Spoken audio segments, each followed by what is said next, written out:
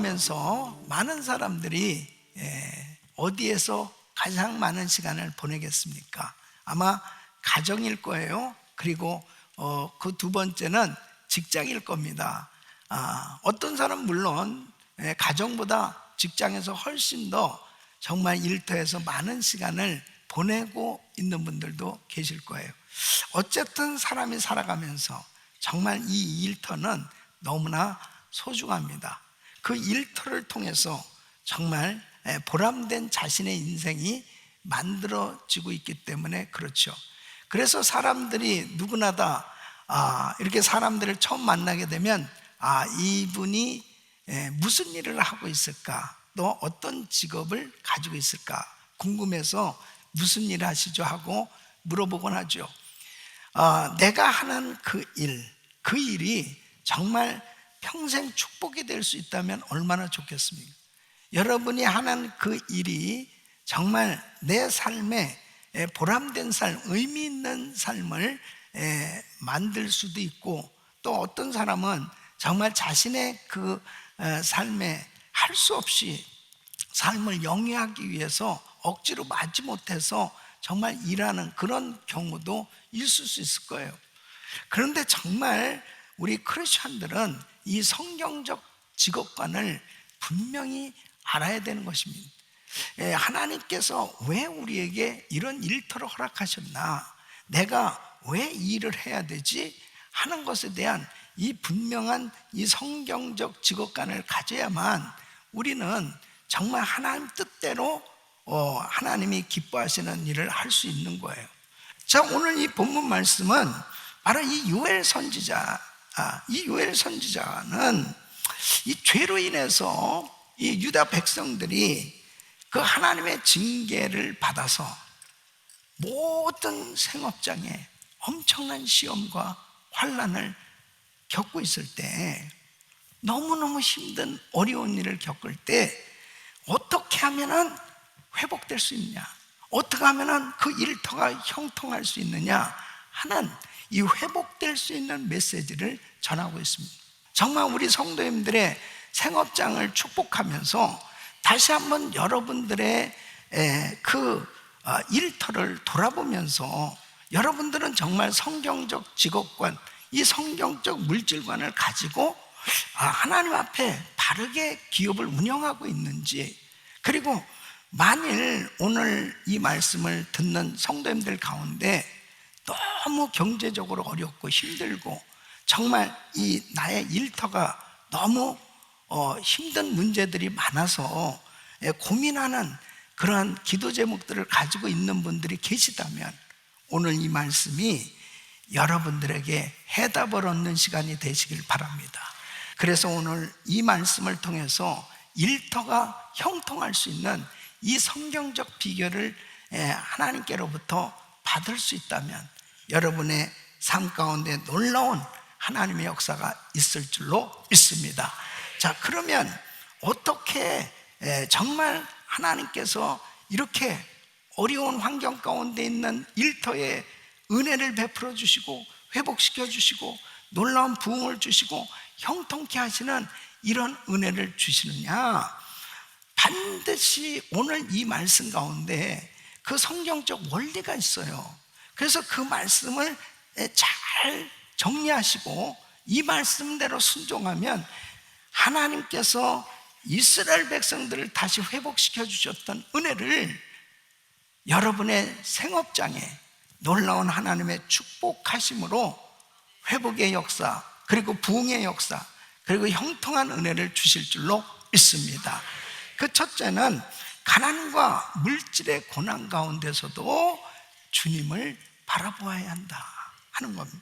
여러분, 이스라엘의 역사를 보면 이 이스라엘 백성들이 하나님과 바른 관계를 맺었을 때는 하나님께서 놀라운 풍요를 누릴 수 있도록 은혜를 주셨던 걸 보게 됩니다.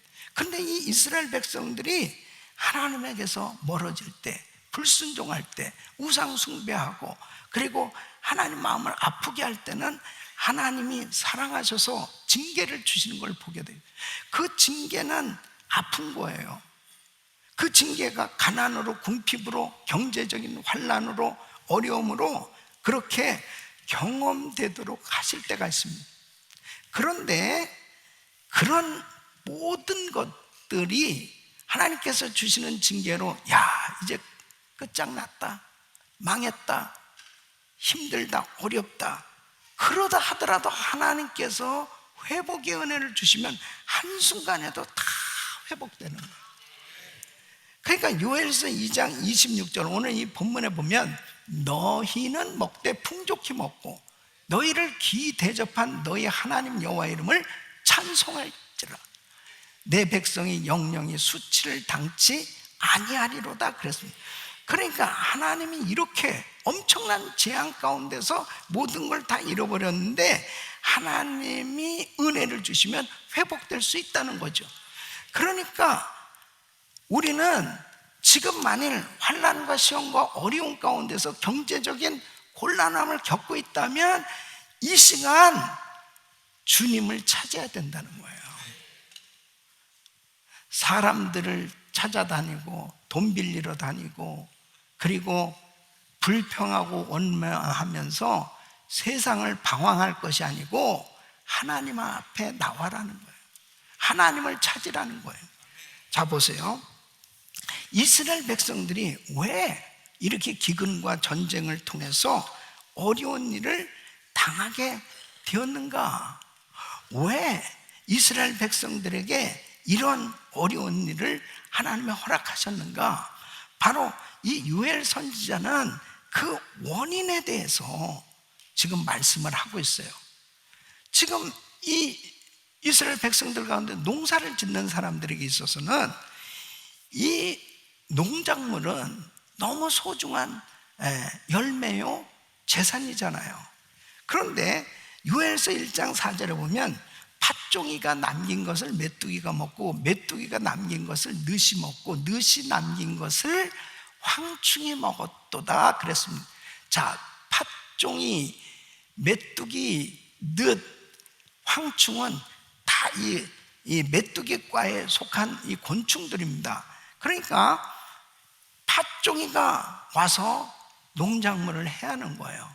그 어느 정도 남았는데 그 다음엔 메뚜기 떼가 또 와가지고 또 다 갉아먹는 거예요. 그리고 어느 정도 남았는데 늑이 또 나타난 거예요. 그것들이 다들 그 다음에는 나머지는 황충이가 다 먹어버린. 자, 이건 뭐예요? 아니 그냥 완전히 쑥밭이 된 겁니다. 예. 도무지 왜 이렇게 힘들게 되는 거야? 왜 이렇게 어려운 거야? 나만 하는 게 없네. 너무 힘든 거야. 이런 상태가 됐습니다. 요엘서 1장 7절에 보면 그들이 내 포도나무를 멸하며 내 무화과 나무를 긁어 말갛게 벗겨버리니 그 모든 가지가 하얗게 되었. 그러니까 포도 농사를 졌는데 무화과 나무 농사를 졌는데 다 망했단 말이에요. 열매가 없어요. 예. 이렇게 되어졌을 때 문제는 뭐냐면 하나님의 백성들이 해야 되는 것은 하나님 앞에 제사 드리는 일이에요. 그 제사는 뭘로 드리냐고. 결국은 밀이나 그리고 이 가축이나 하나님 앞에 드릴 게 있어야 되는데 드릴 게 없는 거예요. 다 말라버렸습니다. 다 없어졌어요. 그리고 드릴 게 없으니까 또 성전에서 일하는 제사장들도 다 굶게 됐다는 거예요. 그래서 요엘서 1장 9절에 보면 소제와 전제가 여호와의 전에 끊어졌고 여호와께 수종드는 제사장은 슬퍼하도다. 그러니까 하나님 앞에 드릴 것이 없어. 하나님 앞에 제대로 예배조차 드리지 못하는 그런 어려움 가운데 신세 한탄할 수밖에 없게 됐다는 것입니다. 이 총체적인 위기 가운데 겪게 되어졌다는.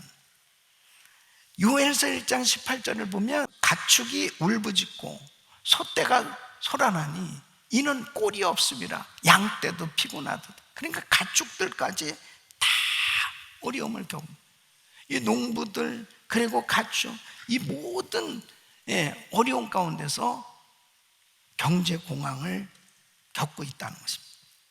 왜 이렇게 됐는가? 왜 이렇게 어렵게 됐는가? 이것은 절대로 우연이 아니라는 거죠.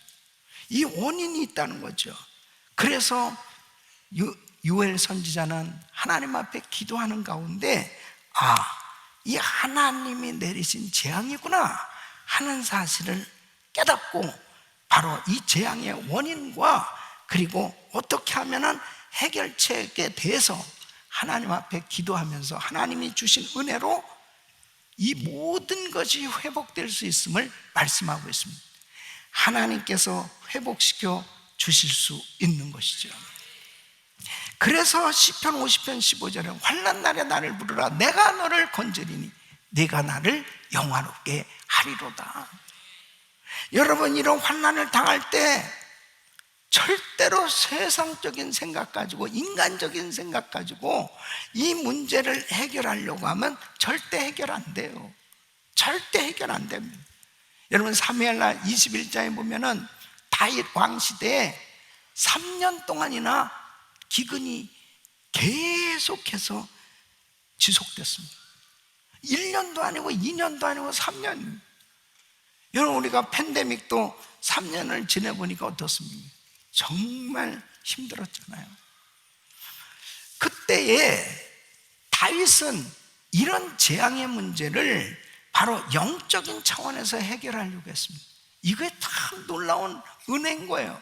그러니까 사람들이 이 현상적으로 되어지는 모든 어려운 일들을 인본적인 생각으로, 인위적인 생각을 가지고 문제를 해결해 보려고 하면 절대로 해결이 안 된다니까요. 더 깊은 늪에 빠질 수밖에 없는 거예요. 돈 빌리러 다닌다고 되겠습니까? 아니면 어떤 인간적인 생각으로 뭘 어떻게 해결해 보려고 한다고 되겠어요? 하나님께로부터 임한 재앙이라면 하나님이 나를 깨닫게 해주시기 위해서 나의 사업에 지금 어려움이 있고 나에게 지금 공고한 힘든 그런 환난의 때가 되었다면 이러한 재앙의 문제는 영적인 차원에서 해결해야 된다는 거예요. 그래서 역대하 7장 13절로 14절에 이렇게 말씀하죠.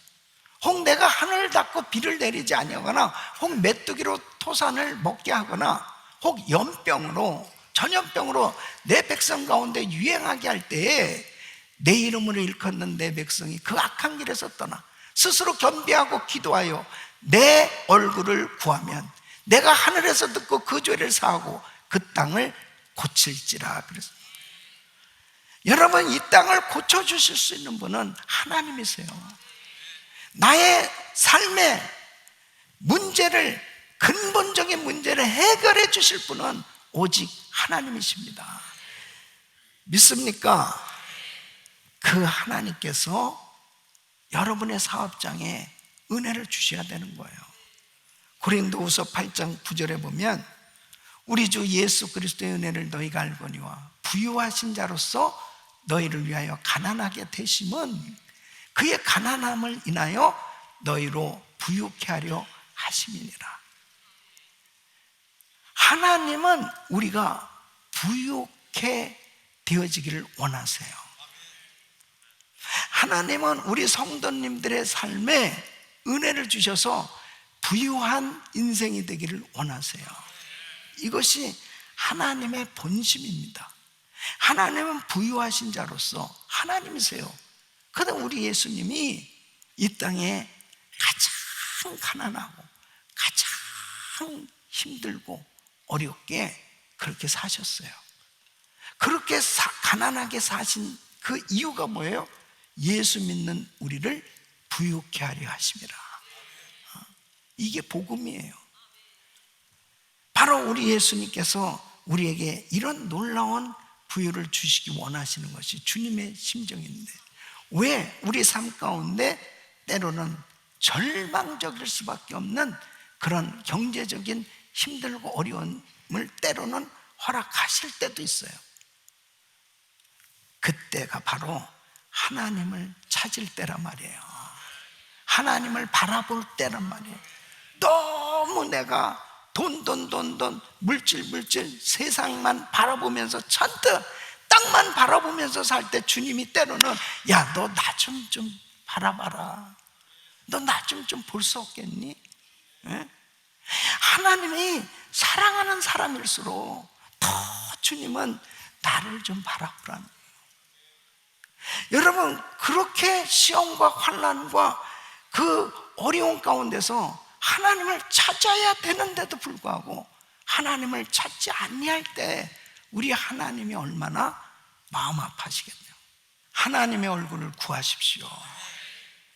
절대로 낙심하고 좌절하고 불평하고 원망하는 자리에 있지 말고, 절대로 돈이 없다고 사람들에게 정말 돈 빌리러 다니는 그런 어려운 그런 상황 가운데 하나님을 더 구할 수 있다면 우리 하나님이 부끄럽지 않도록 수치당하지 않도록 회복시켜 주시고 역사해 주실 줄 믿습니다. 두 번째는 금식하고 기도하며 회개하고 돌이켜야 되는 것입니다. 여러분, 하나님은 거룩하신 하나님이에요. 죄하고 함께 하실 수 없어요. 그래서 이사야서 59장 1절로 2절 보면 여호와의 손이 짧아서 너를 구원치 못하심이 아니요 귀가 둔해서 너희 말을 듣지 못하심이 아니라 너희 죄악이 너희와 너희 하나님 사이를 갈랐다, 하나님 사이를 내었다, 이렇게 말씀하고 계세요. 죄악을 품는 기도는 듣지 아니하신다는 거예요.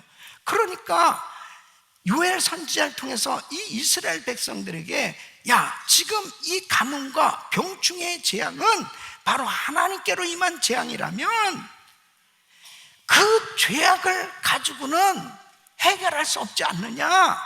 그래서 요엘서 2장 12절 14절에 이렇게 말씀하십니다.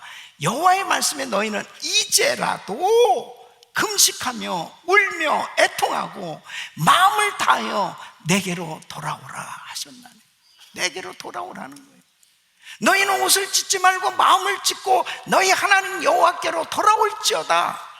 그는 은혜로우시며 자비로우시며 노하기를 더디하시며 인애가 크시사 뜻을 돌이켜 재앙을 내리지 아니하시나니, 주께서 혹시 마음과 뜻을 돌이키시고 그 뒤에 복을 끼치사 너희 하나님께 소제와 전제를 드리게 하지 아니하실는지 누가 알겠느냐.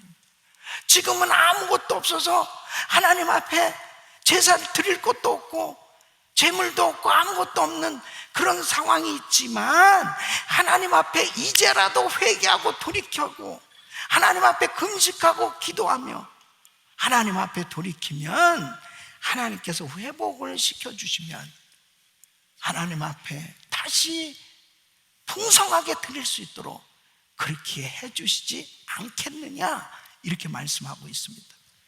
사랑하는 성도 여러분, 하나님 앞에 돌이키는 게 축복이에요. 돌이키는 게 축복이에요. 나에게 기도 제목이 있다는 게 축복입니다. 여러분, 집 나간 탕자가 나가서 호랑망탕하게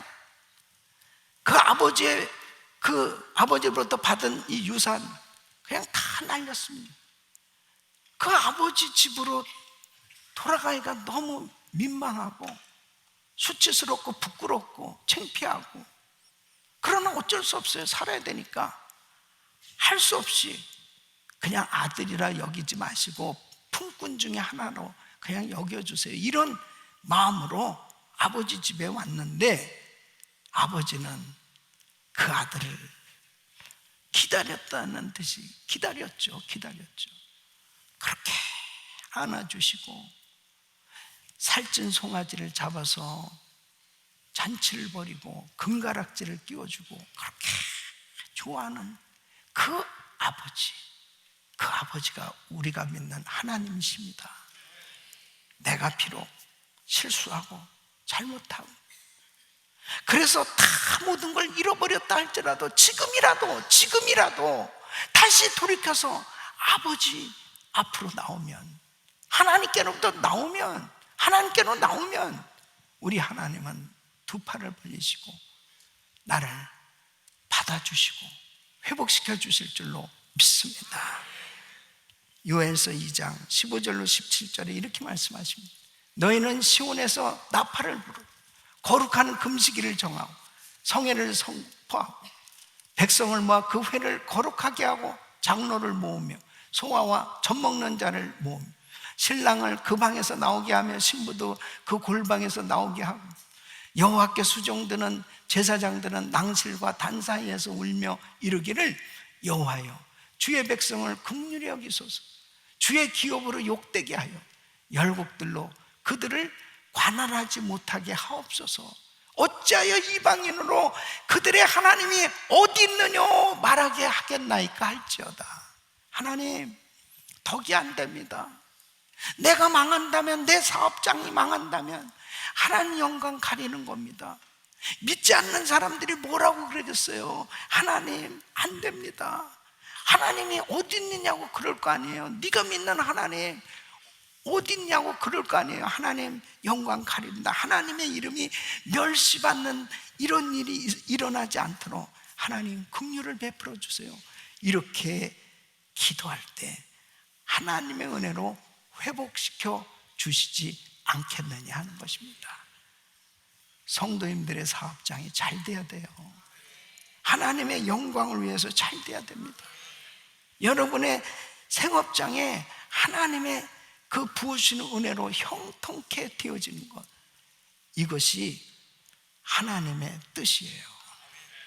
요엘서 2장 23절 26절 이렇게 하나님 앞에 부르짖고 하나님 앞에 회개하고 하나님 앞에 하나님의 긍휼을 구할 때에 하나님이 이런 응답을 주신다는 거죠.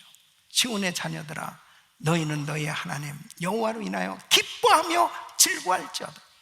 그가 너희를 위하여 비를 내리시되 이른 비와 늦은 비가 전과 같을 것이라. 마당에는 밀이 가득하고, 이럴 때는 아멘을 크게 하는, 밀이 가득하고 독에는 새 포도주와 기름이 넘치리로다. 내가 전에 너에게 보낸 큰 군대 곧 메뚜기와 늑과 황충과 팥종이에 먹은 횟수대로 너에게 갚아 주리니 너희는 먹되 풍족히 먹고 너희를 기이 대접한 너희 하나님 여호와의 이름을 찬송할 것이라. 내 백성이 영영이 수치를 당치 아니하리로다. 저는 우리 성도님들이 정말 생업장에서 수치를 당하는 일이 없이 하나님의 영광을 드러내는, 하나님이 하셨다고 하나님께 영광을 돌리는 놀라운 간증들이 넘쳐날 수 있기를 바랍니다. 세 번째는 물질로 심는 것이 중요한 것입니다. 여러분, 성경적 물질관을 이해하는 것이 참 중요합니다. 한번 따라하겠습니다. 나는 물질의 청직이다. 하나님께서 나에게 물질을 맡겨주신 거거든요. 내 물질이 아니에요. 하나님께서 나에게 맡겨진 이 물질을 가지고 하나님의 나라를 위해서, 하나님의 영광을 위해서 쓰여지도록, 그 물질은 바로 하나님을 섬기는 도구가 되어야 되는데, 이 성경적 물질관을 제대로 갖지 못하면 물질의 노예가 돼서 신앙생활이 되어질 때 결국 아무 일도 못하는, 하나님보다 물질을 더 사랑하는 그런 삶이 되어진다면 결국 나의 인생은 하나님 기뻐하시는 삶이 되어질 수 없어요. 그래서 우리 예수님이 마태복음 6장 24절에 이렇게 말씀합니다. 한 사람이 두 주인을 섬기지 못할 것이니 혹 이를 미워하며 저를 사랑하거나 혹 이를 중히 여기며 저를 경히 여김이라. 너희가 하나님과 재물을 겸하여 섬기지 못하느니라. 여러분, 어떻게 하나님과 재물을 겸하여 섬길 수 있겠습니까? 내가 복음을 깨닫고 난 다음에 달라진 것이 뭐예요? 하나님의 크신 은혜를 받게 되면 생각이 내가 사랑하고 의지했던 이 물질보다 하나님을 더 사랑하게 됩니다. 그 하나님을 더 사랑하게 되니까 이 물질을 하나님의 영광을 위해서 쓰고 싶은 그런 마음이 생겨지는 거죠. 그러니까 우리의 일터가 너무 신나는 거예요. 내가 하는 이 일을 통해서 어떻게 하면은 정말 죽어가는 영혼을 살리는 이 복음 전하는 일에 내가 쓰임을 받을까? 그러니까 나의 사역지가 너무 행복한 거예요. 아멘. 그러니까 잠언 3장 9절로 10절에 이렇게 말씀하는, 내 재물과 내 소산물의 처음 익은 열매로 여호와를 공경한, 그리하면 내 창고가 가득히 차고 내 집들의 새 포도즙이 넘치리라. 하나님의 그 선한 사업, 이 복음 사역에 마음껏 들여지면 들어질수록 하나님은 더 넘치도록 우리에게 부어주신 줄로 믿습니다. 그래서 고린도후서 9장 8절에 이렇게 말씀하십니다. 하나님이 능히 모든 은혜를 너에게 넘치게 하시나니 이는 너희로 모든 일에 항상 모든 것이 넉넉하여 모든 착한 일을 넘치게 하려 하심이라. 저는 우리 성도님들의 삶이 시간과 물질의 자유함을 갖고 마음껏 주의 일에 쓰임받는 이러한 삶이 되기를 위해서 늘 기도하고 있습니다. 이런 은혜가 있기를 바랍니다. 여러분들이 농부가, 어떤 농부가 지혜로운 농부입니까? 환난의 때에도 계속 좋은 씨를 심는 농부가 지혜로운 농부예요. 왜? 환난의 때 심은 것이 있는 사람은 풍자, 좋은 열매들을 기대할 수 있기 때문에. 고린도후서 9장 6절에 이렇게 말씀하십니다. 이것이 곧 적게 심는 자는 적게 거두고 많이 심는 자는 많이 거둔다는 말이로다. 하나님이 넘치도록 부하게 하시겠다는 이 약속은 심고 거두는 원리를 통해서 이루어지는 거예요. 그래서 고린도후서 9장 10절에 이렇게 말씀합니다. 심는 자에게 씨와 먹을 양식을 주시는 이가 너희 심을 것을 주사 풍성하게 하시고 너희의 의의 열매를 더하게 하시리니 그랬습니다. 자, 보세요. 심는 자에게 어떻게 주세요? 씨와 먹을 양식을 주신다고. 근데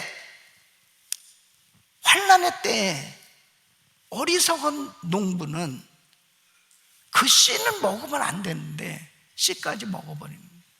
그러면 기대할 게 없어요. 좀 힘들지만 그 씨를 심은 농부는 환난과 기근의 때에도 풍작을 기대할 수 있다니까요. 이게 신앙적인 원리입니다. 자, 보세요. 도르가라고 하는 여제자가 있었습니다. 옷을 만드는 그런 기술로 또 생업을 감당하고 그러면서 엄청난 이 구제를 했습니다. 그래서 사도행전 9장 36절에 보면은 바로 도르가라 선행과 구제하는 일이 뭐예요? 심이 많더니, 이 심이 많다, 부지런히 심었단 말이에요. 선행과 구제를 부지런히 심었어요. 어느 날 환난을 당했습니다. 죽게 되었습니다. 그런데 베드로를 통해서 이 도르가를 다시 하나님이 도로가, 그래서 다시 살아났습니다. 예? 이름도 잘 지어야 돼. 도로한이라고 짓든지 어떻게 그래. 여러분, 고넬료 가정 어떻습니까? 이 고넬료는 백부장 이방 사람이란 말이에요. 그런데 사도행전 10장 2절에 보면 하나님을 잘 믿었다고요. 백성을 많이 구제하고, 이게 많이 구제하는 게 이게 심는 겁니다. 예? 많이 구제하고 항상 기도하더니 이거 심는 거예요. 이렇게 부지런히 심었더니 어느 날 하나님께서 은혜를 주시는데 정말 이방인으로서는 처음 이 베드로가 이 집에 와서 말씀 전에 다 성령을 받는 거예요. 다 은혜를 받는 거예요. 여러분, 부지런히 심을 때 하나님은 내가 생각하지도 못했던 은혜를 30배, 60배, 100배로 주시는 줄 믿습니다.